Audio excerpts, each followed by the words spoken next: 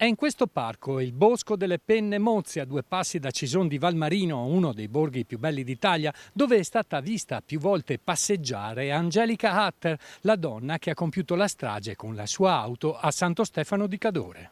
Secondo la testimonianza di un residente che frequenta regolarmente la zona, la 32enne tedesca, prima di recarsi a Santo Stefano di Cadore, aveva passato almeno 2 giorni nei pressi del Boschetto degli Alpini, bivaccando nella sua auto in questo parcheggio. Immagino che fosse così attratta da questi posti dove poteva ricercare un po' di solitudine, di serenità. La donna è stata vista passeggiare da sola, incrociandola non rispondeva al saluto, a volte borbottava, sembrava avere un atteggiamento impaurito e sospettoso. In questo piazzale era stata vista riposare nel baule della sua auto, divenuta la sua casa ambulante. Angelica Hutter sembrava già manifestare quei disturbi psichiatrici che l'hanno poi spinta a guidare l'auto a folle velocità e a uccidere la famiglia di Favaro Veneto in vacanza nel Cadore.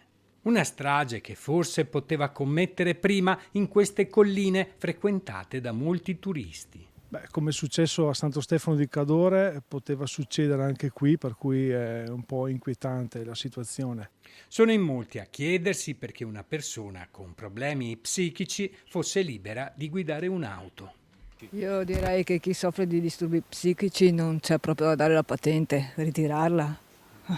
È questo il discorso, perché si mettono in macchina dei pericoli, delle bombe, sono bombe queste. E infatti si è visto cosa è successo.